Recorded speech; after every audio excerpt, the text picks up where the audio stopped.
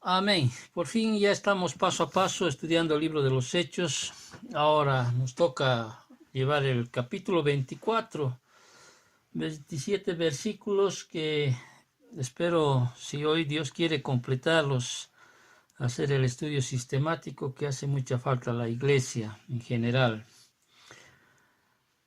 A veces las temáticas de cada capítulo son muy diferentes, en el sentido de que el capítulo 23, por ejemplo, hablamos de todo lo que es la providencia de Dios, de la protección providencial de Dios hacia un siervo. Hoy quizá el capítulo 24 nos va a hablar más de lo que se representa a veces perder la oportunidad de escuchar el consejo de Dios, conocer la verdad de Dios. Como ejemplo vamos a tener a un gobernador romano de Judea, Félix, porque es ahí donde Pablo es puesto, porque Pablo apeló a César y estaba yendo rumbo a Roma. Y a veces cuando yo voy estudiando esto, a veces siempre hay aplicaciones que tenemos que nosotros aprender de las muchas que puede aparecer. Entonces este capítulo 24 vemos a Félix como el gobernador o un gobernador romano de Judea, porque se va a ver puesto a Pablo, al apóstol Pablo frente a Félix primero, después a Festo y después a Agripa. O sea, Pablo va a estar bajo juicio en estas tres oportunidades, ante Félix, Festo y Agripa. Y cada uno va a tener una connotación muy particular, podríamos decir así. En cambio aquí el capítulo 24 habla de Félix, que representa siempre un trágico ejemplo de la oportunidad perdida. ¿Qué implica aquello, hermanos? Para que entiendas de lo que vamos a manejar. Este capítulo presenta uno de los ejemplos más trágicos de oportunidad perdida en toda la Biblia. Hay situaciones en que realmente un momento determinado en la vida puede hacer que tu eternidad esté en juego, ya sea para bendición o sea para juicio eterno, para maldición. Y Félix aquí, junto a su esposa, que más adelante vamos a mencionarla, tuvieron la oportunidad realmente de escuchar el Evangelio de Dios, pero no hubo arrepentimiento en ninguno de ellos. Y aquí Félix, el gobernador romano de Judea, tuvo ese privilegio de pasar mucho tiempo con el apóstol Pablo. Imagínate tú allá en la casa, si tuvieras un amigo o alguien que es cercano a ti que te hable del Evangelio, qué privilegio sería tenerlo al apóstol Pablo frente a ti para que él te pueda hablar de las verdades del Evangelio. Y aún así, realmente entendemos que en este caso Félix y su esposa tuvieron ese privilegio realmente de tenerlo al apóstol Pablo para que él les pueda predicar y enseñar respecto a lo que es la palabra del Señor. Sin embargo, en este capítulo 24, por desgracia, Félix, el gobernador, dejó escapar esa ocasión y no hay evidencia que indique que no se haya perdido eternamente, o sea, él perdió la oportunidad. Y la Biblia realmente presenta muchos ejemplos de oportunidades perdidas en cuanto a la salvación. Son muchos los ejemplos que muestra la Biblia en cuanto uno puede perder la oportunidad que se le presenta adelante para que ellos puedan abrazar la vida eterna. Por ejemplo, vemos en el estudio que hemos hecho en el libro de los Hechos, ahí en el capítulo 17, algunos filósofos paganos, ahí te acordarás en el Areópago de Pablo en Atenas, cuando él está presente ante estos filósofos paganos. Estos en un momento en el versículo 32 del capítulo 17 manifestaron: ya te oiremos acerca de esto otra vez. Y nunca más tuvieron la oportunidad de escuchar el Evangelio. Muchos de estos filósofos paganos perdieron la oportunidad. De la misma manera, cuando ve los Evangelios, vemos a aquellos aspirantes a ser discípulos del Señor, allá en Lucas capítulo 9, cuando muchos le dijeron que querían seguirle al Señor, y voy a leer el texto por poco para que puedas entender de lo que se va a tratar el capítulo 24. Y dice así en el versículo 57 de Lucas capítulo 9, dice, y yendo ellos, uno le dijo en el camino, Señor, te seguiré a donde quiera que vayas. Y le dijo Jesús, las zorras tienen guaridas y las aves de los cielos nidos, mas el Hijo del Hombre no tiene dónde recostar la cabeza. Y dijo otro, sígueme. Y él le dijo, Señor, déjame que primero vaya y entierre a mi padre. Y Jesús le dijo, deja que los muertos entierren a los muertos, y tú ve y anuncia el reino de Dios. Entonces también dijo otro, te seguiré, Señor, pero déjame que me despida primero de los que están en mi casa. Y Jesús le dijo, ninguno que poniendo su mano en el arado mira hacia atrás es apto para el reino de Dios. Miren la oportunidad que perdieron estos aspirantes a ser discípulos del Señor. Prefirieron sus situaciones antes de dejarlo todo. Por eso en otros relatos dice el Señor, aquel que quiera seguir en pos de mí, tome su cruz y sígame, dice el Señor. También vemos un otro ejemplo en la Biblia, que es la parábola de las vírgenes prudentes e insensatas, allá que está registrado en el capítulo 25 de Mateo. Y ahí vemos cómo este relato ilustra la tragedia de la oportunidad perdida de estas 5 vírgenes insensatas. La historia de los israelitas rebeldes, allá que nos muestra en el libro de Éxodo, y lo menciona en Hebreos capítulo 3, versículos 7 y siguientes, que murieron en el desierto y no pudieron entrar a la tierra prometida. Es otro ejemplo de una oportunidad perdida. Pero quizá el ejemplo más sorprendente, tú debes entender, o aquello que más sorprende, es la oportunidad perdida de uno de los discípulos escogidos del Señor, Judas, ¿sí? Uno de los 12, ¿sí? Que vivió, que ministró con el Señor Jesucristo durante su ministerio terrenal. Pudo haber estado quizá en uno de los 12 tronos del reino que menciona en Apocalipsis, juzgando a las 12 tribus de Israel. Su nombre pudo haber estado en uno de los 12 cimientos de la Jerusalén celestial, Apocalipsis 21.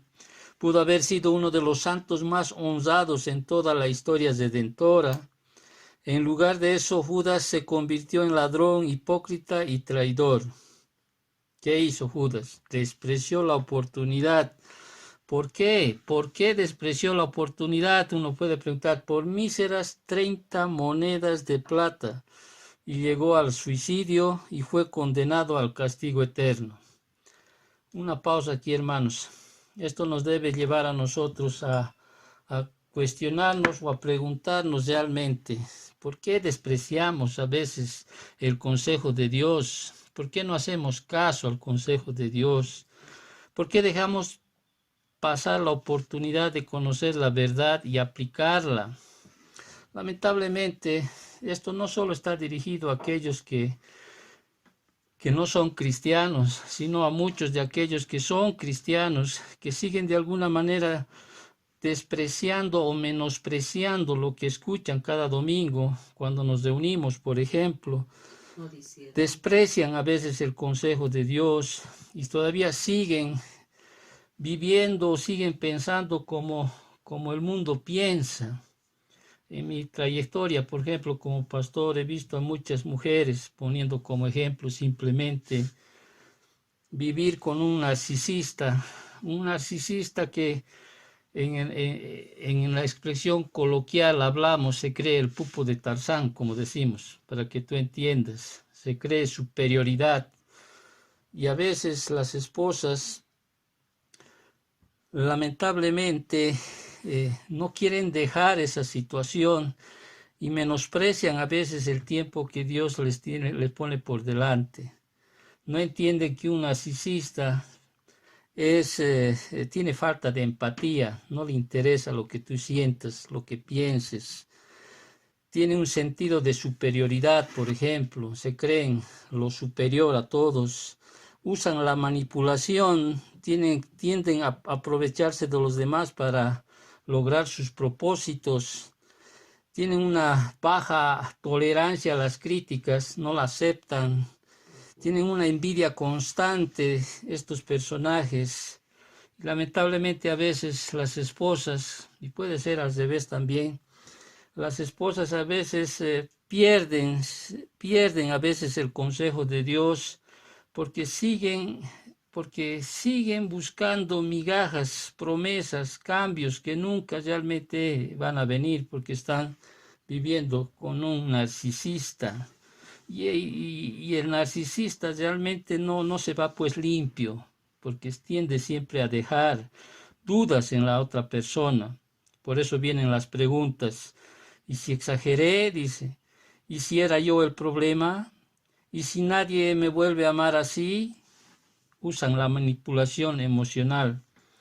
Dejar a un narcisista es difícil porque primero tienes que volver a confiar en ti, en tu percepción y en tu intuición.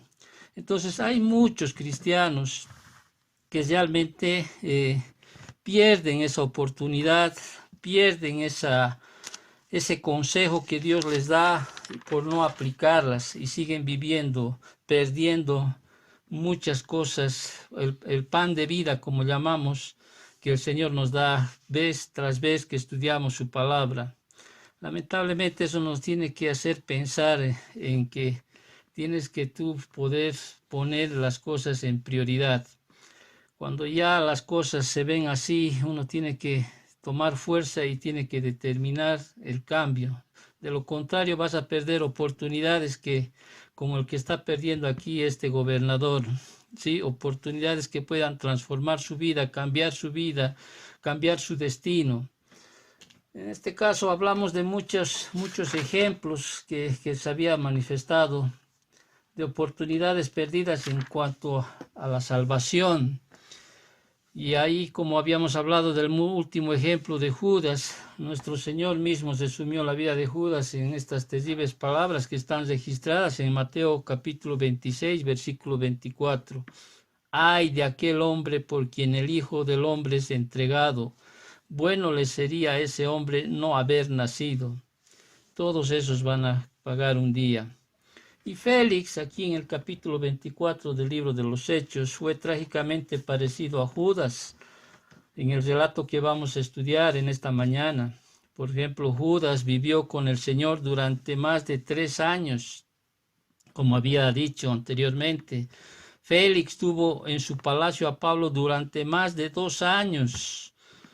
Judas tuvo muchas oportunidades de hablar con Jesús. Félix muchas veces lo hacía venir, dice el versículo 26, a Pablo para que hablara con él, pero nunca llegó el arrepentimiento. Judas traicionó al Señor ante las autoridades judías y Félix, por temor a esas mismas autoridades, traicionó a Pablo al negarse a liberarlo a pasar de saber que era inocente. Entonces vemos en este capítulo 24 esa trágica situación de pérdida de ese privilegio que uno puede tener, pero sin embargo pierde esa oportunidad de conocer todo lo relacionado a lo que es la salvación, a todo lo que es relacionado a la palabra del Señor. Espero que entiendas cuál es quizá el fondo, o sea, aquello que quiero que tú entiendas en este capítulo 24. Reitero, es la oportunidad que a veces se pierde de conocer la verdad del Señor, y muchas veces solo se presenta una sola vez para cualquier persona o individuo que tenga esa oportunidad.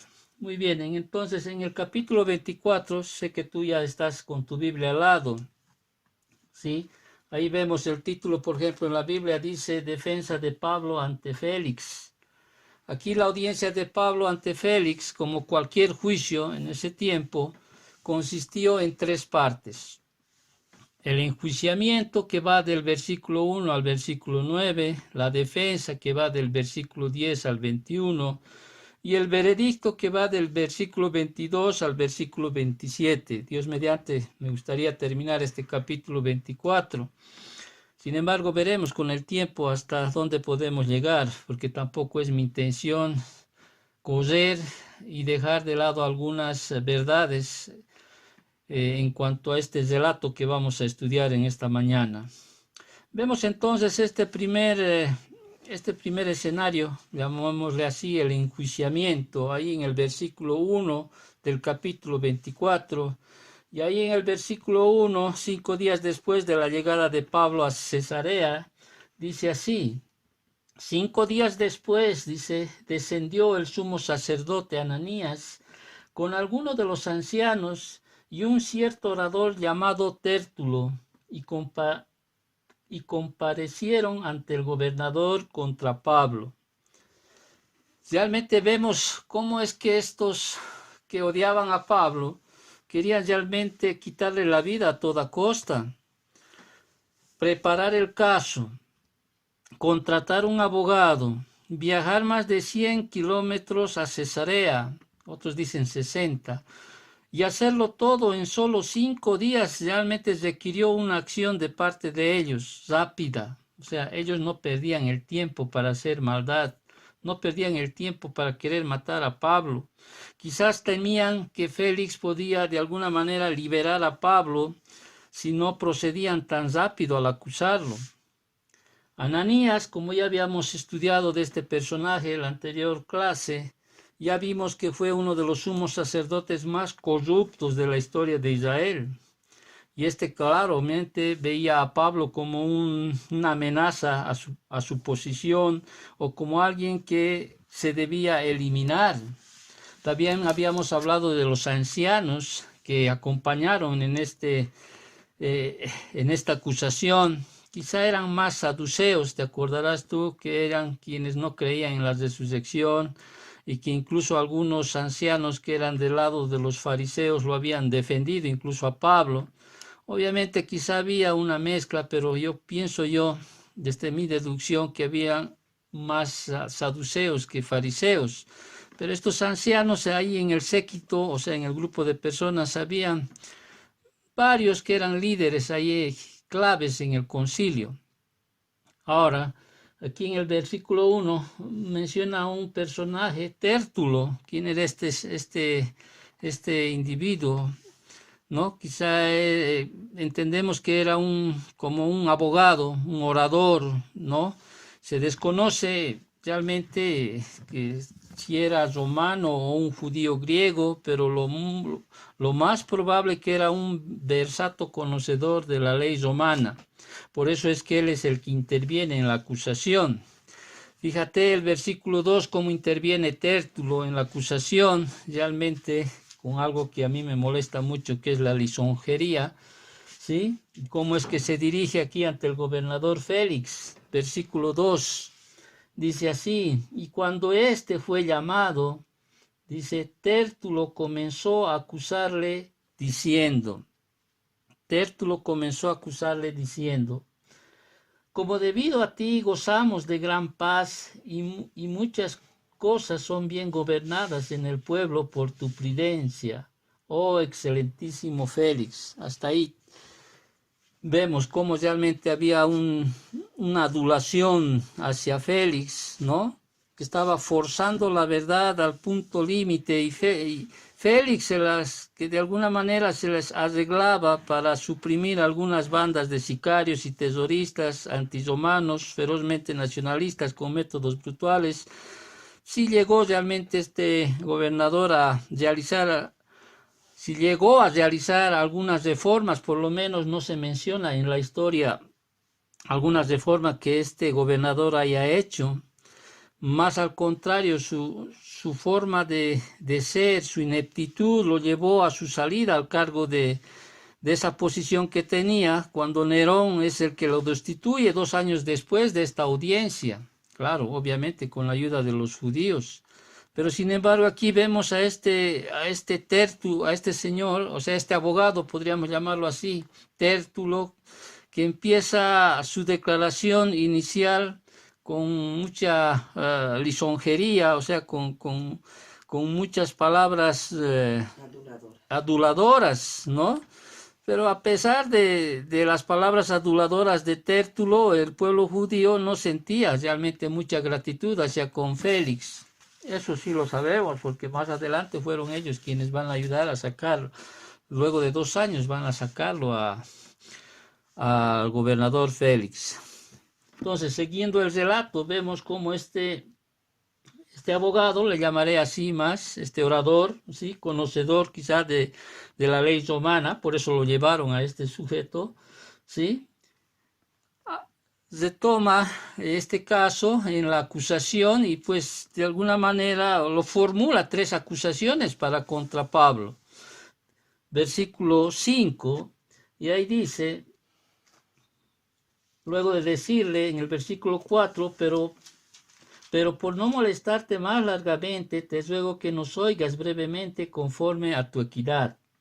Porque hemos hallado en este hombre, dice, es una plaga. O sea, antes de acusarle por 3 acusaciones, porque bueno, acusar de ser una plaga no era una acusación civil, ¿no? O sea, no era nada, pero sin embargo manifestaba el odio que tenían contra el apóstol Pablo. Aquí el Tértulo lo formula 3 acusaciones y son las siguientes. Lo acusa por sedición, ¿sí?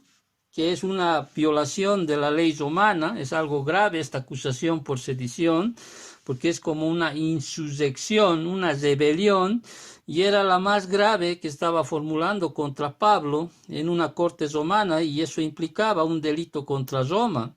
Y los romanos generalmente trataban con firmeza y severidad estas acusaciones, ¿no? Que de hecho se llevó a cabo una matanza, podríamos decir, después ahí en los años 60, los años 70 después de Cristo, cuando se hizo una revuelta judía por sedición, hubo un aplacamiento del Imperio Romano.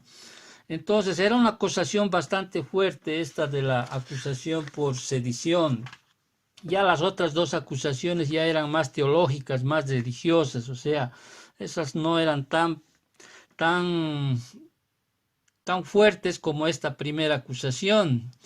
Entonces, este Tértulo acusa, antes de la acusación, lo acusa como que Pablo era una plaga, reitero, que eso describe el odio del concilio hacia Pablo, pero esa, vuelvo a decir, no era una acusación específica.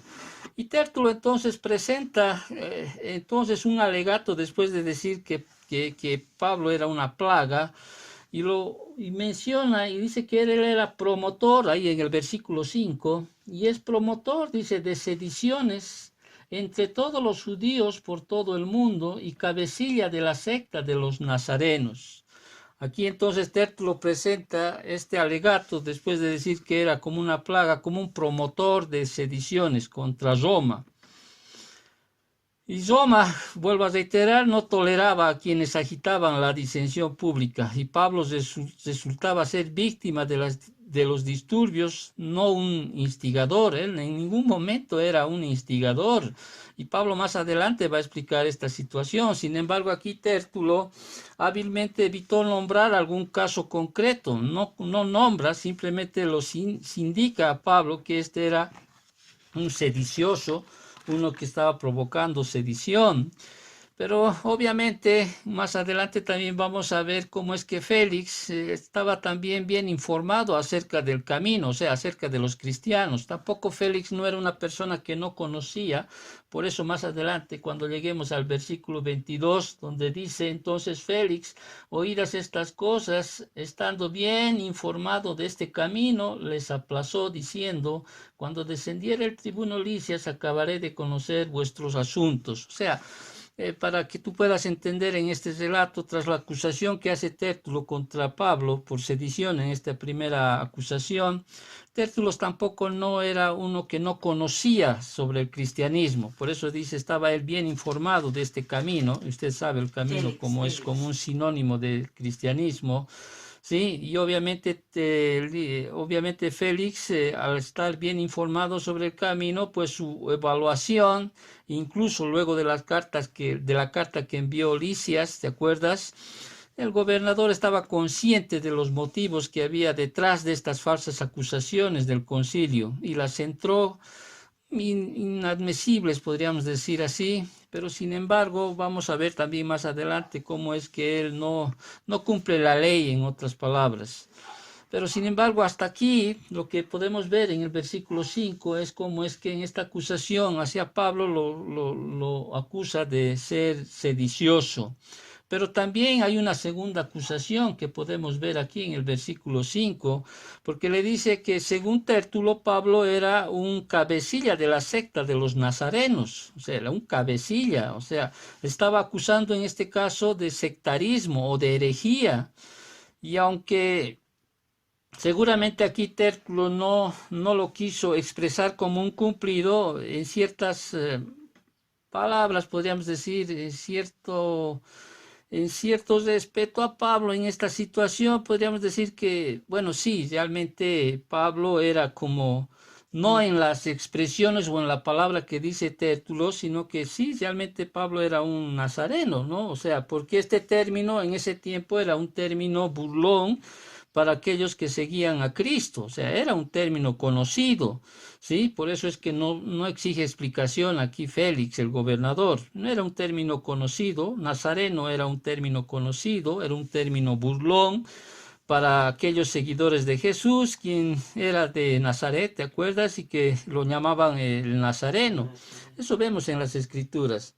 Entonces, y de hecho, solo en el libro de los Hechos aparece este título, ¿sí? Y seguramente se debió haber usado comúnmente, ya que Tértulo no se lo explicó a Félix, o sea, no hubo una explicación al respecto. Sin embargo, Pablo sí, podríamos decir así, que era un nazareno, pero no un cabecilla a la mala, aquel que quería juntar personas y confrontar al imperio romano, de ninguna manera. En cierta manera, no sé si tú estás entendiendo, él sí era un nazareno, ¿no? Era un seguidor de un nazareno. Sí, pero aquí la acusación va a la mala, ¿sí? Que Pablo era un sedicioso, que Pablo era un sectarista, que estaba cometiendo herejía. Y en el versículo 6 vemos una tercera acusación que está haciendo aquí el abogado de aquellos que fueron a acusar a Pablo, ¿sí? Y una tercera acusación que originalmente había en realidad conducido al arresto de Pablo fue que él intentó también profanar el templo, dice, fíjate en el versículo 6. Intentó también profanar el templo y prendiéndole quisimos juzgarle conforme a nuestra ley. ¿Sí? Bueno, hasta aquí solamente ellos mencionan que querían juzgarlo, pero no mencionan nada de lo que ellos habían hecho, de lo que querían ya matarlo, y que si los romanos no lo rescataban, pues quizá Pablo ya no iba a estar ni siquiera al frente de Félix en ese momento. Y es más, a Pablo lo acusaron de varias blasfemias ahí en el capítulo 21, versículo 28 del libro de los Hechos, no solo de profanar el templo, y de cierto es que no había evidencia de nada, y es más, el concilio, ¿se acuerdan en las anteriores clases? Sí, ya lo habían excusado de algún delito, ¿sí? Cuando los fariseos ahí del concilio, los ancianos, pues dijeron no tenemos nada contra él. Pero bueno, seguían las acusaciones de este personaje, de este orador erudito quizá en las leyes romanas, pero sin embargo la mayor distorsión de los hechos por parte del abogado, dada en la última frase del versículo 6 al versículo 8, a la primera parte del versículo 8, donde dice así: pero interviniendo el tribuno Lisias con gran violencia le quitó de nuestras manos mandando a sus acusadores que viniesen a ti. Aquí debo hacer una pausa para los que están siguiendo nuestro estudio de este libro de los Hechos. Esta parte que acabo de leer, versículo 6 al versículo, a la primera, versículo 6, versículo 7 y la primera parte del versículo 8, en muchos manuscritos no está esta frase, no está esa frase, omite en muchos manuscritos antiguos esta frase, y dando a entender que simplemente termina la exposición del abogado cuando dice, quisimos prendiéndole, dice, nada más, pero bueno, es simplemente como un dato. Sin embargo, continuando nosotros con lo que nos dice la palabra, sí, los representantes ahí del concilio se quejaron de que el versículo 7, que había intervenido Lisias, dice, con gran violencia y le quitó de nuestras manos. Y realmente uno puede decir, aquí yo a veces al preparar me pongo a pensar cómo a veces aquellos que realmente victimizan o aquellos que realmente actúan con violencia se vuelven víctimas. Es como ahora lo que vemos muchas veces en la televisión, que no han hecho nada, que no pasa nada, que ellos no estaban ahí. O sea, realmente es una bajeza a veces de las personas que realmente se victimizan cuando no asumen su responsabilidad de lo que ellos habían hecho. ¿Qué querían? Que los romanos dejen matarlo, golpearlo a Pablo, pero sin embargo aquí ellos de alguna manera lo están acusando aquí a Lisias de que él con gran violencia les quitó, dice, de vuestras manos. Pareciera que están presentando ante el gobernador Félix esta situación para que Félix después pueda de alguna manera acusar a Lisias por esta situación que había pasado. Entonces, en el versículo 7 ahí vemos cómo los representantes del concilio realmente se quejaron de que el tribuno Lisias había intervenido con gran violencia y que los había quitado de sus manos al apóstol Pablo, porque ellos querían de alguna manera juzgarle, ¿sí? Sin la intervención de la ley romana. Sin embargo, Pablo había apelado al César. Y una pausa aquí también, hermanos, para que tú puedas entender. Hay veces en la vida, hermanos, que el cristiano en general, tiene que apelar a la justicia. Pablo en su derecho, ¿sí? Porque estaban violándose sus derechos civiles. Como ciudadano romano, él apeló al César. O sea, él buscó la autoridad. Y a veces escucho a muchos que nos dicen que los cristianos no deberían meterse en situaciones jurídicas y que deberíamos quizá dar la mejilla, dar la otra mejilla. Sin embargo, cuando uno hace un estudio de la Biblia, es verdad que cuando hay una confrontación entre cristianos, pues se debe ir a los ancianos de la iglesia para que ellos puedan poner justicia. Sin embargo, si es que no se ha llegado a ese tipo de justicia o los ancianos no han bastado quizá o no han aceptado aquello, pues autoridad tenemos también que han sido puestas por Dios. Entonces Pablo apeló a César para esta situación y como ciudadano romano él tenía algunas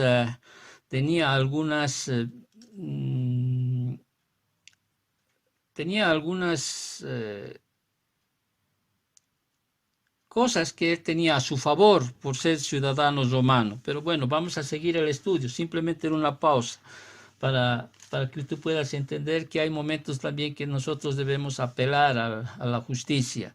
Y la justicia también entendemos que todas las autoridades han sido puestas por Dios. Muy bien, en el versículo 8, ¿sí? Ahí vemos, por ejemplo, al juzgarle a Lisias, o sea, no a Pablo, Félix podría informarse de todas las cosas de que le acusaban al apóstol. Eso ayudaría obviamente a explicar la decisión de Félix de posponer el veredicto hasta oír a Lisias, que más adelante lo va a hacer así. Bueno, más adelante no va a querer tomar una decisión Félix y va a usar esa excusa, en realidad, para que no pueda dar el veredicto contra Pablo. Seguimos. Versículo 9 dice, los judíos también confirmaban diciendo ser así todo. Y habiendo hecho señal el gobernador a Pablo para que hablase, éste respondió. Y aquí vemos, ahí como vemos un segundo escenario de este juicio y vemos ahí la defensa de Pablo, que más allá de defensa de Pablo yo lo veo como una manera de testificar acerca del Evangelio de Dios, pero obviamente también inmiscuida la defensa que Pablo hace ante esas tres acusaciones que le hacen. Y Pablo aquí no lleva ningún abogado eminente o conocedor de la ley romana. Ya Pablo confiado en que tiene al mejor abogado que hay, porque dice, ¿no? La palabra abogado tenemos en Cristo Jesús. Y Pablo no tenía ningún abogado que los representara, ¿sí? Pablo responde ante lo que Félix le instruye, ¿no? De que él hace la señal, dice en el versículo 10, y el gobernador a Pablo para que hablase, y este respondió. Y ahora, es muy diferente a la respuesta que hace Tértulo en las acusaciones cuando él adula al gobernador Félix. Y Pablo respondió por sí mismo a Félix, y la intención de Pablo no era adular en ningún momento a Félix, porque Félix había sido ya un gobernador durante 5 años y él había ya servido bajo Cumano, un gobernador de Samaria, por varios años antes de esto. Y Pablo entendió que simplemente lo estaba recordando de que Félix, o sea, el gobernador, ya había servido lo suficiente tiempo en Palestina como para estar familiarizado con las creencias y costumbres judías. Entonces, por tanto, él estaba obligado a tomar una decisión justa, ¿no? Dentro del pensamiento de Pablo. Y aquí vemos en el versículo 10 adelante, vemos pues la defensa de Pablo, una magistral defensa de Pablo, diría yo, que refuta tranquilamente y categóricamente las acusaciones una por una que a él le han hecho sobre la sedición, ¿no es cierto?, sobre lo que es sectarismo o la herejía que supuestamente él ha cometido, o de profanar el templo. Entonces, y Pablo indica, lo primero que indica Pablo es lo absurdo del cargo, o sea, de la acusación de sedición. Versículo 11, fíjate. Como tú puedes cerciorarte, dice, bueno, esto se dirige aquí a Félix, no hace más de 12 días que subí a adorar a Jerusalén. O sea, 5 días, después de 5 días que llegó ante Festo, ¿sí? O sea, de los 12 días de lo que había llegado a Jerusalén, ¿te acuerdas? Cuando Pablo llevó la ofrenda allá en Jerusalén, los había pasado 5 días ahí en Cesarea y el resto en Jerusalén en su ritual de purificación. No voy a volver atrás en el capítulo 21. Él había accedido a esa purificación, él incluso había promocionado a 4 de sus hermanos judíos cristianos para que ellos también puedan hacer ese voto nazareo. Él no habría tenido, imagínense, 12 días después de haber llegado a Jerusalén, no habría tenido pues tiempo para iniciar una rebelión. Su objetivo, aquí él lo menciona en el versículo 1, ¿qué era? Era adorar. Ese era el objetivo que Pablo tenía, adorar a Jerusalén. En vez del 10. Adorar a Jerusalén. Y es más, o sea, ahí en el versículo 12 el apóstol ofreció una prueba más de su inocencia, señalando que, dice, y no me hallaron, dice, disputando con ninguno, ni amotinando a la multitud, ni en el templo, ni en las sinagogas, ni en la ciudad. O sea, no me hallaron. O sea, Pablo le indicó a eso a Félix en que el concilio no podía probar las cosas de las que él ahora estaban acusándolo. O sea, no le hallaron haciendo sedición, en otras palabras.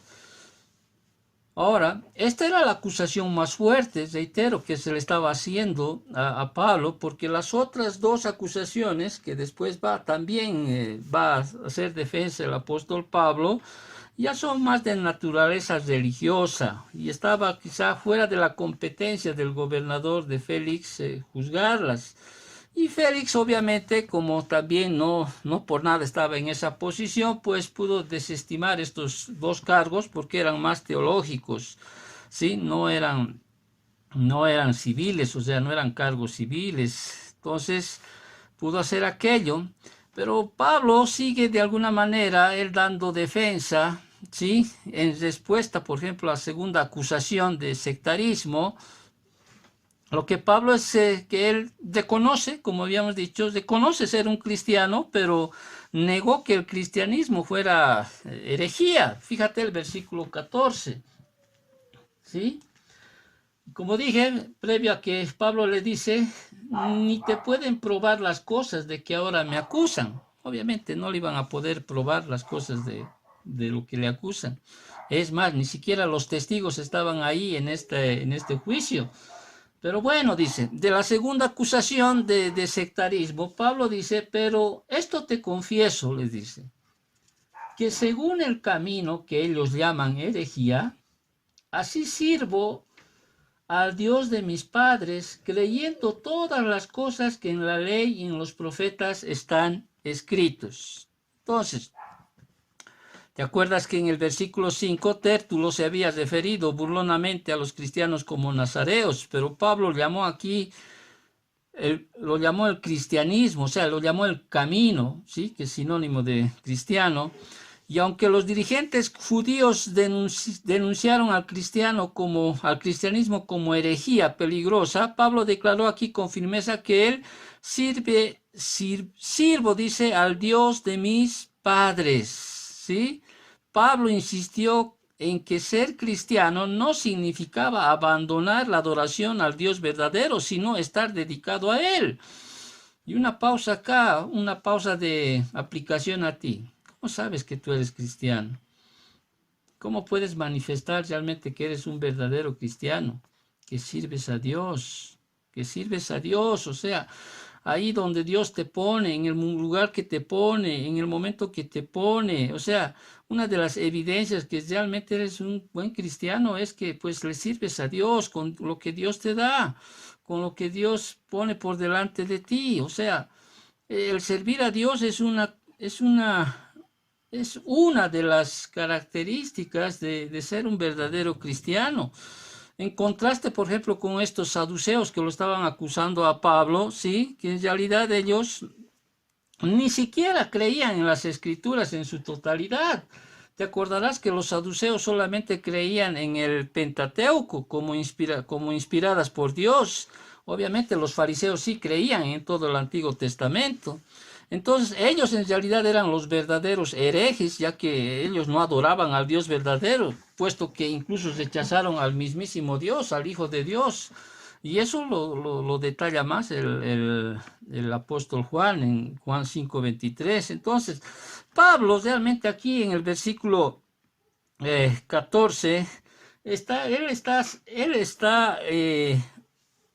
diciéndoles, él está aceptándoles que él cree en la inspiración divina de las escrituras del Antiguo Testamento. Por eso dice que él cree, dice, creyendo todas las cosas que en la ley y en los profetas están escritas. Entonces, reitero, los saduceos solo aceptaban el Pentateuco en ese tiempo, ¿no? O sea, aceptan en ese tiempo como divinamente inspirado, mientras que los fariseos aceptan todo el Antiguo Testamento. Entonces, la creencia de Pablo en el Antiguo Testamento le llevó pues a tener ¿qué cosa? Versículo 15.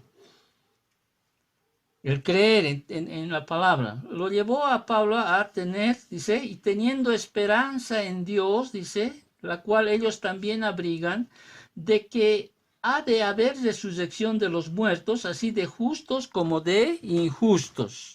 Entonces, la creencia de Pablo en el Antiguo Testamento lo llevó a tener esperanza, dice. Entonces, y la esperanza, sí, que Pablo tenía era explícitamente, menciona aquí en el libro de los Hechos, en la resurrección de los muertos, así de justos como de injustos. O sea, Pablo entendía, o sea, esa era su esperanza, resucitar un día, estar con el Señor. Pero también Pablo indica que había una resurrección que iba a ser para perdición, o sea, como injusto, ahí en la eternidad, o sea, sujeto a toda la eternidad, separados eternamente de Dios.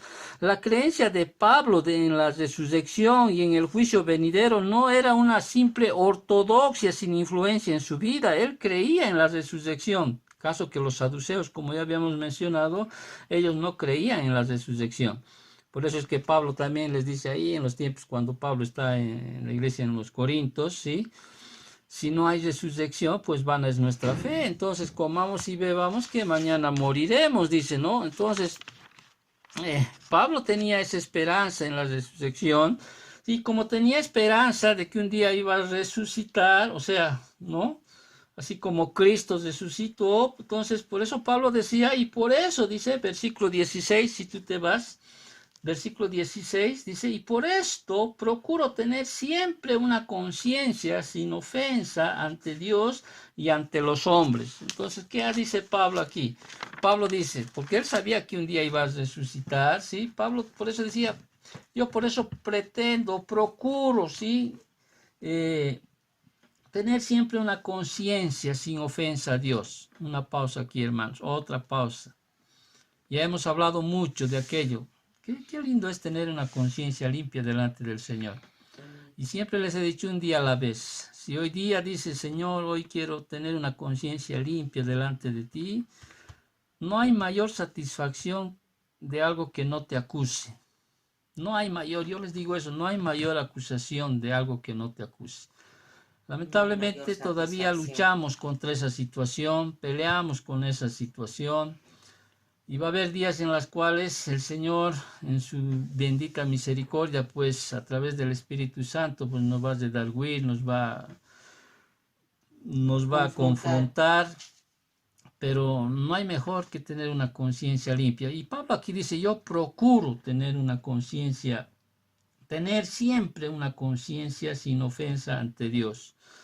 Quizá una de las expresiones que en esta línea que escribió el apóstol Juan está en Primera de Juan capítulo 3, versículos 2 y 3, que alguna vez ya lo hemos estudiado, cuando lo hemos estudiado versículo tras versículo este libro.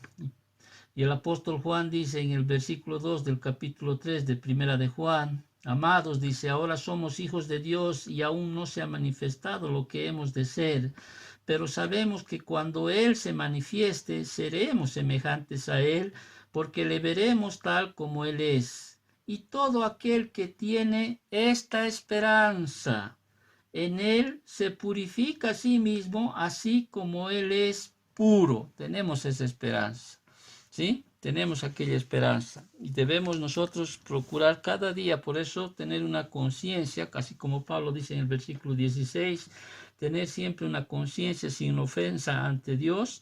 De la misma manera nosotros tenemos que, como tenemos también esa esperanza, o sea, creemos que en la resurrección, ¿sí?, después de la muerte, entonces debemos procurar siempre estar limpios delante del Señor, con una conciencia que no nos acuse. Ya habíamos hablado mucho de aquello. Entonces, y sigue aquí la exposición de Pablo, ¿sí? Ahí en el versículo 17, para refutar la acusación final contra el sacrilegio o intentar profanar el templo, ¿sí? En esta tercera acusación que le habían hecho, Pablo les recuerda aquí a Félix las circunstancias de su visita a Jerusalén. Pero pasados algunos años, dice, vine a hacer limosnas a mi nación y presentar ofrendas. O sea, él no había venido a hacer ningún tipo de profanar el templo, de hacer sedición o de hacer sectarismo, nada. Pablo le está diciendo, es más, cuando yo vine a Jerusalén, vine porque vine a entregar una ofrenda a la iglesia en Jerusalén. Y es más, después de esa ofrenda, lo que hizo Pablo, ¿te acuerdas? Es que él aceptó patrocinar a 4 cristianos judíos que estaban tomando el voto nazareo. Y cuando se había de someter, ya habíamos estudiado esto, ya el último día, el 7º día, ¿no es cierto? Ya ellos hicieron la revuelta, los judíos le empezaron a acusar de que estaba profanando el templo, arguyendo de que había llevado gentiles ahí al templo, cosa que no era cierta, y ya se dedujo eso cuando habíamos estudiado en esa oportunidad. Entonces, y mientras aquí Pablo está refutando esa acusación, y mientras hacía eso, informa aquí Pablo a Félix que, dice el versículo 18, estaba en ello cuando unos judíos de Asia me hallaron purificado en el templo, y no con multitud ni con alboroto. Si estás siguiendo el relato, yo espero que estés entendiendo la situación que habíamos ya estudiado, lo que había pasado, ¿no? Y que venga a tu memoria esas situaciones de las cuales Pablo está aquí disertando, o sea, le está dando a conocer aquí al gobernador, ¿sí?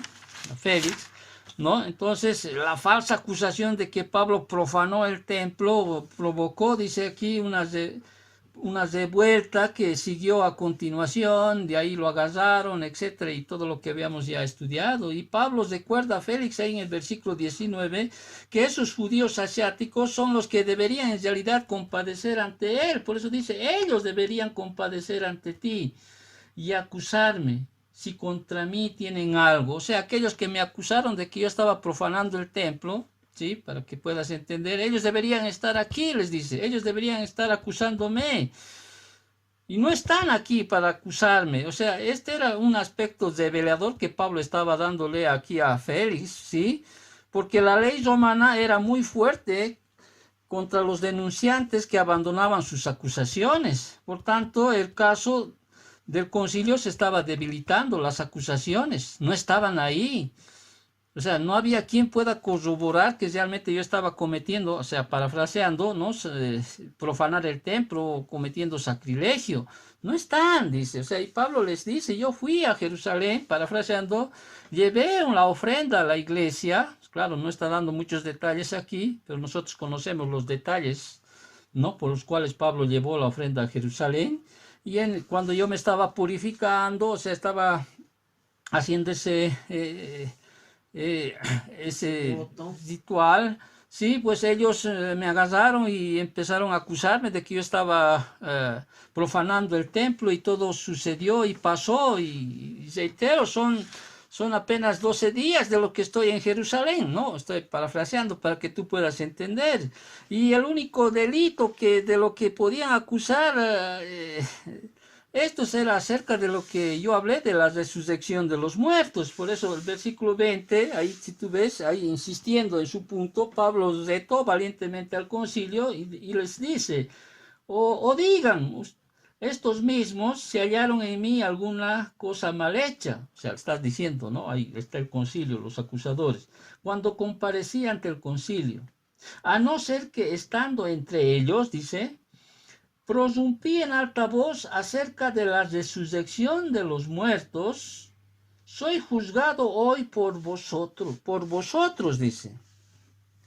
Ahora, pero creer ahí en la resurrección no era pues un delito, o sea, ni siquiera bajo la ley judía, ¿sí? ¿Por qué? Porque los fariseos la aceptaban, o sea, los fariseos reconocían que había resurrección de los muertos.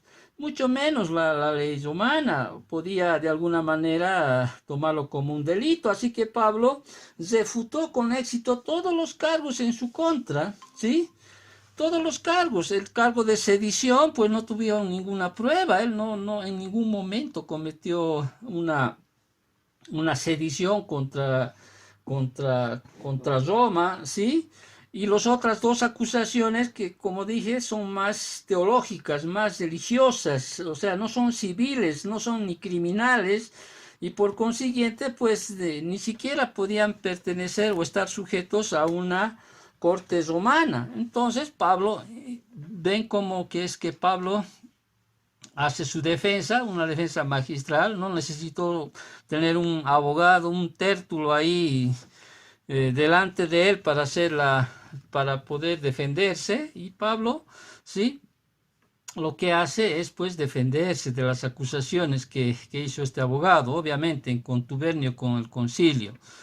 Y ahí en el versículo 22 al 27 vemos ese tercer escenario, luego de la de la acusación, después viene la defensa de Pablo, viene pues el veredicto, pero un veredicto que realmente deja sabor a poco, porque el veredicto debería ser inmediatamente en ese momento decir, bueno, este es inocente, sí, puedes irte. Pero recordemos que en el plan de Dios Pablo tenía que llevar el evangelio, sí, a reyes, tenía que llevar a gobernadores. Ahora, el Señor no lo había dicho cómo iba a llevar, cómo iba a ir a Roma. Pero bueno, gracias a Dios, en la soberanía de Dios, en la providencia de Dios, Dios lo llevó bien escoltado, ¿sí? Lo llevó a Roma, pues, como Dios había establecido, ¿sí? No con sus medios. Es más, prácticamente lo llevó gratis hasta Roma. Bueno, es cuando lleguemos hasta el capítulo 28. Muy bien. Seguimos con este tercer escenario y ahí vemos el veredicto. Félix aquí hasta este momento estaba enfrentando una decisión muy, muy difícil. Aunque era fácil, pero según él, según su situación, estaba enfrentando una decisión muy difícil. El prisionero, para empezar, era ciudadano romano. Segundo, ningún testigo se había presentado para verificar algunos de los supuestos hechos que lo acusaban. Tercero, la Corte Suprema Judía, o sea, el concilio, que lo había hallado culpable, no lo había hallado culpable de algo específico. Ya hubo una disensión, ¿te acuerdas? Cuando estuvo allá en Jerusalén.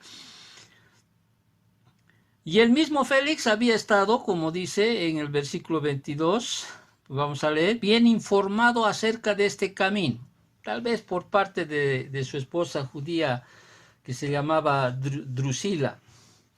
Y ahí en el versículo 22 empieza, como podemos decir, este tercer escenario, vemos el veredicto. Entonces Félix dice, luego de escuchar obviamente ambas partes, oídas estas cosas, estando bien informado de este camino, ¿sí? O sea, estaba bien informado sobre los asuntos del cristianismo. Muchos creen, reitero, más por influencia de parte de su esposa judía, que era judía, Drusila, porque Drusila no era cualquier persona. Más adelante vamos a hablar un poquito de ella. Les aplazó diciendo, cuando descendiere el tribuno Lisias, acabaré de conocer de vuestro asunto.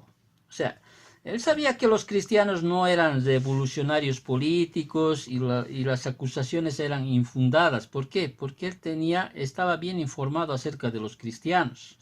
Aquí los podemos decir los del camino, ¿no? Para que entiendas. Sin embargo, el veredicto enfurecería a los líderes judíos y posiblemente provocaría mayor inestabilidad si daba por inocente al apóstol Pablo. Y Félix no podía permitirse eso, ¿sí?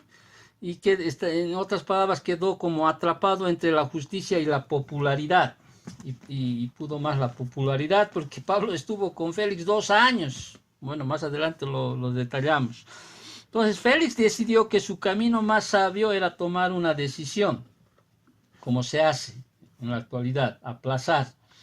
¿Sí? Aplazó, o sea, suspendió la audiencia usando el pretexto de que necesitaba más información de parte de Claudio Lisias, ¿sí? Y es más, los judíos lo habían instado, ¿no?, a que juzgue a Lisias, ahí en el versículo 7 y 8, de lo cual ya habíamos hablado, y por tanto informó a las partes diciéndoles que cuando descendiera el tribuno Lisias, acabaré de conocer de vuestros asuntos. Ahora, Lisias ya había dado a Félix ese reporte, ¿te acuerdas en la carta? Sí, él ya había dado el reporte, o sea, bien escrito, detallado, sí, y él había manifestado que el problema o el asunto era más de la ley judía, o sea, no había nada que añadir, en otras palabras, y no hay evidencia de que Félix convocara alguna vez o otra vez aquí a Claudio Lisias, al tribuno. Solo era una excusa que él estaba utilizando para aplazar este veredicto. Y mientras tanto, Félix, ¿qué hace? Y ahí vemos la esencia de lo que nos enseña el capítulo 24. ¿Qué hace mientras tanto? Bueno, aplaza todo aquello. Y el versículo 24, que es la esencia de lo que había manifestado en la introducción, dice, algunos días después, dice, viniendo Félix con Drusila su mujer, que era judía, llamó a Pablo y le oyó acerca de la fe en Jesucristo. Sí, obviamente, puesto que Pablo no, era un ciudadano romano, no había sido condenado por ningún delito, Félix ordena, ¿no es cierto?, a los centuriones o a la guardia, ¿sí?, que Pablo pues debía tener algunas libertades en su detención, o sea, él era mantenido bajo vigilancia, pero no en confinamiento, ¿sí? Por eso el versículo 23 dice, antes de entrar al 24, dice, y mandó al centurión que se custodiase a Pablo, pero que se le concediese alguna libertad y que no impidiese a ninguno de los suyos servirle o venir a él. Bueno, miren, en la providencia de Dios, pues Pablo no estuvo detenido así con cepos o con en una cárcel, sino que gracias a que él apeló a César, que él era un ciudadano romano, tenía privilegios como ciudadano romano, pues y además él no había sido hallado culpable hasta ese momento, ¿sí? Él pues pudo ser mantenido bajo vigilancia, pero no en confinamiento y tenía algunas libertades que ordena aquí el gobernador Félix. No obstante, era evidente que el prisionero intrigaba pues, al gobernador, por eso es que dice el versículo 24, que algunos días después dice, viniendo Félix con Drusila su mujer, que era judía, llamó a Pablo y le oyó acerca de la fe en Jesucristo. Y ahí está el privilegio que perdió.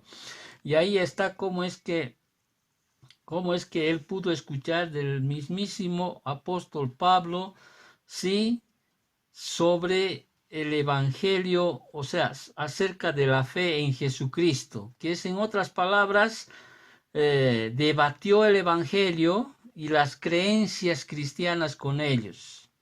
Pero ¿saben qué? Lo más triste es que no hubo arrepentimiento. O sea, no hubo arrepentimiento. Ahora, ¿quién es esta Drusila? Un poquito para los que estudian el libro de los Hechos, para que tengan información y obviamente como también en aplicación, para que vean cómo es que Dios puede dar la oportunidad a una persona, de cualquiera sea su situación espiritual, de poderle darles el mensaje del Evangelio.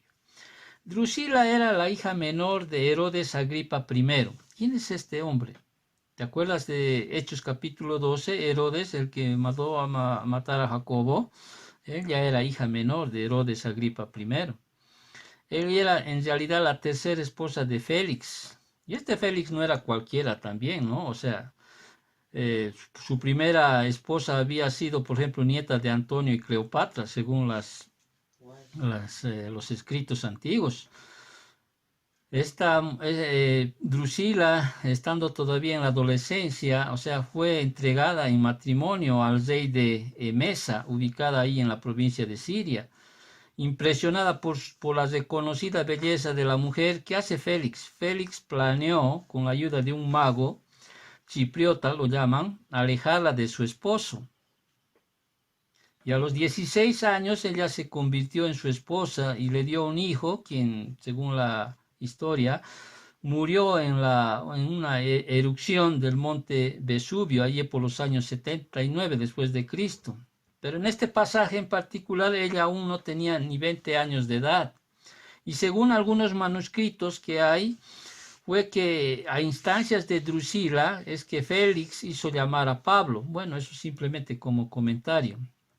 Y como ya se observó, posiblemente fue a través de ella que Félix obtuvo ese conocimiento acerca del camino, o sea, del cristianismo. Pero bueno, vamos siguiendo. Pablo les habla, dice en el versículo 24, acerca de la fe en Jesucristo. Y reitero, en otras palabras, él debatió el Evangelio y las creencias cristianas con ellos. Pero ahí en el versículo 25, ahí enfocándose en el dilema de todo pecador, Pablo les disertó Y una pausa antes que yo siga. Pablo no les habló de lo campeón que puede ser en la vida si vas al cristianismo. No les habló de cosas que hoy se habla, de lo que es en cuanto a prosperidad, en cuanto a muchas cosas. Mira, y siempre Pablo hablaba en temas que vemos a continuación en el versículo 25. Mira lo que dice Pablo, ¿sí? Se enfoca en ese dilema de todo pecador, y Pablo disertó acerca de qué. Versículo 25. Y Pablo dice, pero al disertar Pablo, dice, acerca de la justicia, del dominio propio y del juicio venidero, Félix se espantó y dijo, ahora vete, pero cuando tenga oportunidad te llamaré. O sea, Pablo no, vuelvo a reiterar, no les habla pues lo campeón que vas a hacer si vienes a Cristo, le sigues al Señor. O deja de sufrir. ¿Sí? No le dice vas a parar de sufrir. Pablo les habla acerca de la justicia. La justicia es pues la norma absoluta exigida por la naturaleza santa de Dios. Primera de Pedro, capítulo 1, versículos 15 y 16. Pablo les habla acerca del dominio propio, que es la respuesta requerida del hombre para estar en conformidad con la ley de Dios. ¿Acaso no tenemos que tener dominio propio para no caer en tentación? ¿Acaso no tenemos que tener dominio propio a esa justicia que nos ha sido dada, nos ha sido impartida por Cristo? ¿Acaso no tenemos que realmente tener esa respuesta, sí, como hombres, para estar en conformidad con la ley de Dios? O sea, Pablo les está hablando acerca de la justicia, del dominio propio, pero también les habla del juicio venidero. El juicio es el resultado inevitable, obviamente, aparte de la fe salvadora de Cristo, de no controlarse a sí mismo con el fin de cumplir con las normas de Dios. Puesto que Félix realmente estaba viviendo, ¿te acuerdas lo que dije acerca de su esposa Drusila?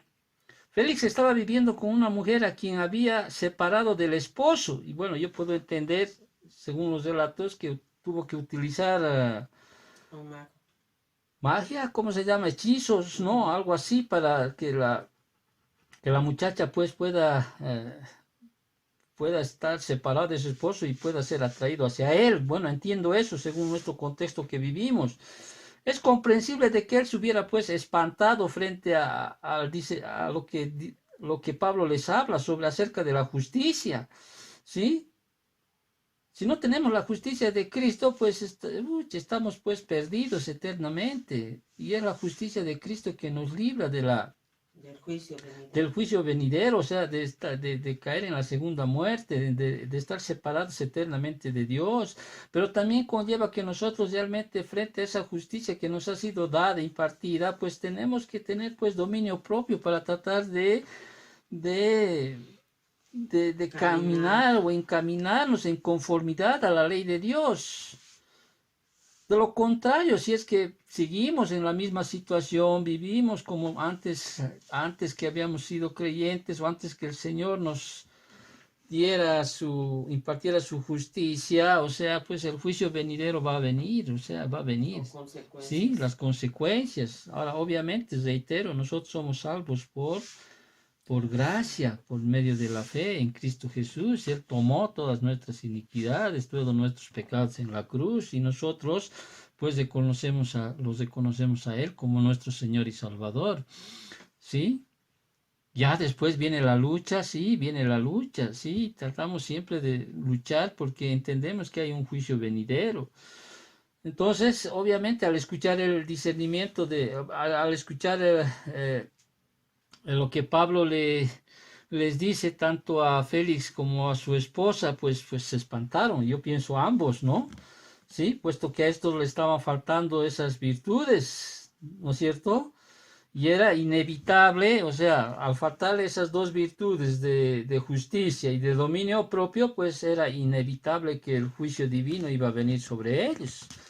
y el juicio divino para perdición. Entonces, el temor de Félix, pues lamentablemente aquí no le llevó al arrepentimiento, simplemente se habrá asustado y lo que hace es despedir aquí al apóstol Pablo diciéndole, ahora vete, pero cuando tenga oportunidad te llamaré. Hermanos, y aquí viene la esencia de la enseñanza de este capítulo 24. El hombre dejó pasar la oportunidad haciendo caso omiso a la verdad de lo que dice la Biblia en 2 de Corintios 6:2. Ahora es el tiempo aceptable, he aquí ahora el día de la salvación. Muchos solo tienen una oportunidad en este sentido. Pero sigamos, ya terminamos con estos dos últimos versículos que tenemos.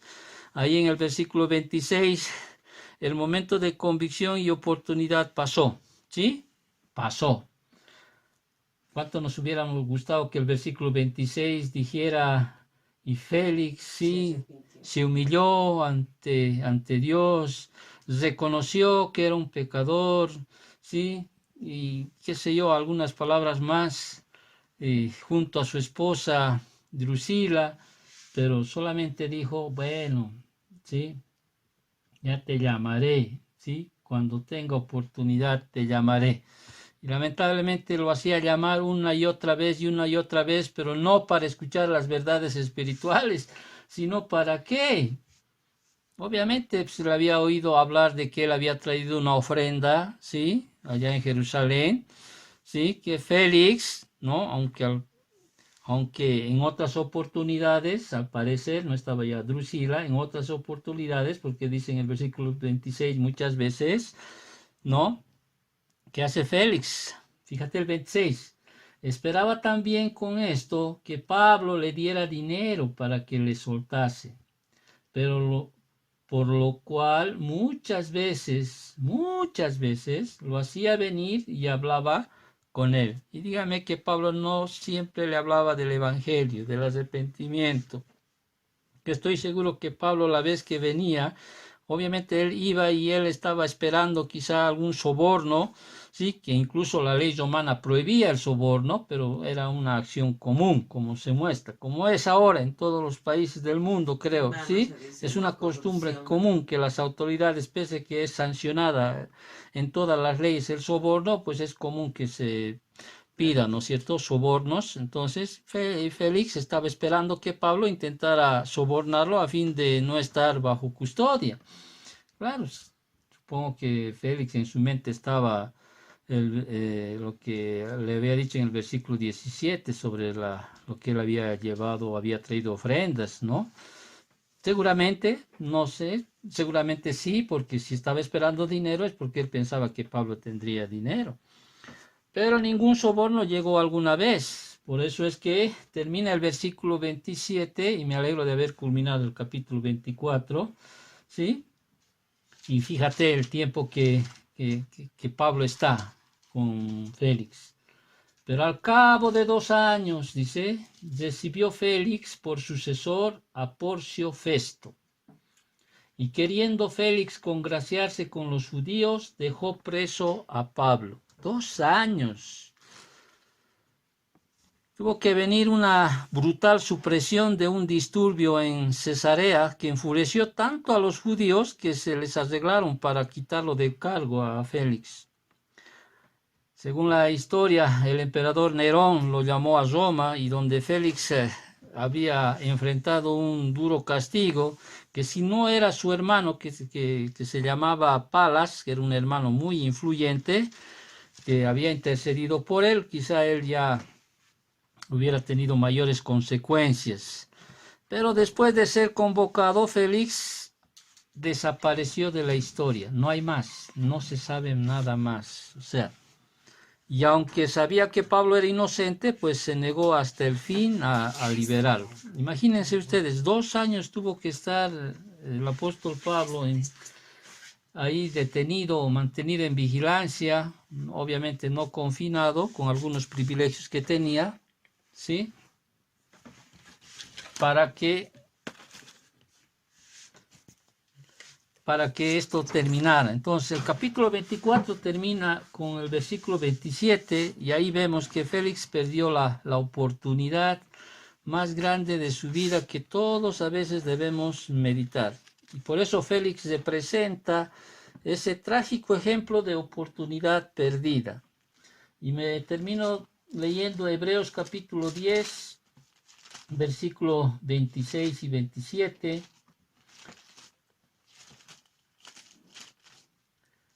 Para que tú puedas tener lo serio que es esta situación, ahí en las palabras del escritor de Hebreos, capítulo 10, versículos 26 y 27, dice así: porque si pecáremos voluntariamente después de haber recibido el conocimiento de la verdad, ya no queda más sacrificio por los pecados, sino una horrenda expiación de juicio y de hervor de fuego que ha de devorar a los adversarios.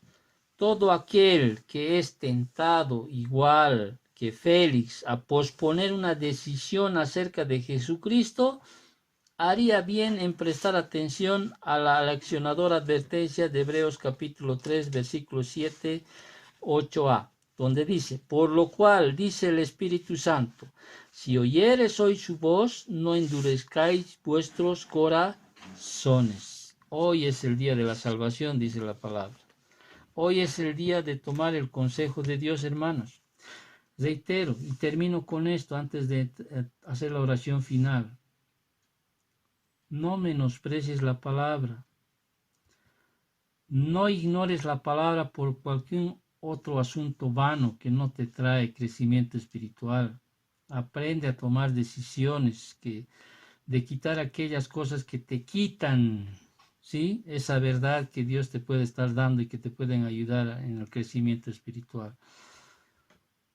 Hoy es el día de escuchar la palabra, hoy es el día de aplicarla, hoy es el día de poner en tu corazón lo que el Señor te dice para que tú puedas caminar conforme a eso.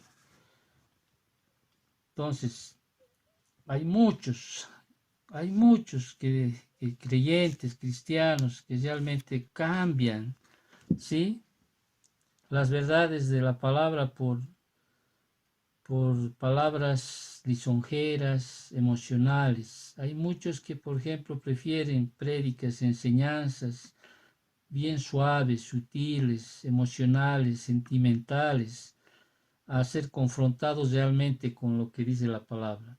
Reitero, Pablo confrontó aquí al gobernador Félix. Él pudo quizás ser más lisonjero que el mismísimo abogado Tértulo, pero él confrontó y les habló acerca de la justicia, del dominio propio y del juicio venidero. Quizá eso más bien iba a ir en contraproducente contra él, pero no podemos nosotros camuflar, diluir la palabra del Señor. Tenemos que hablar cuál es y cuál dice la palabra del Señor. Gracias, Papito Dios, por esta mañana.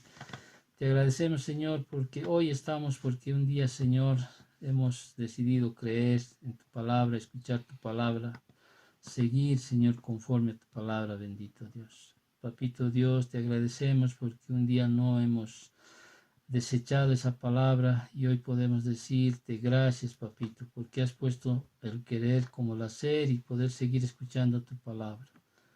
Gracias, Padre, por todo. Bendice todas las dádivas, Señor, que nos dan. Bendice, Señor, esta semana. Cuida a nuestros hijos, protege a nuestros hijos, Señor. Y sobre todo, Señor, danos esa fortaleza, ese dominio propio, Señor. Ese fruto que necesitamos, Señor, para seguir obedeciendo tu palabra.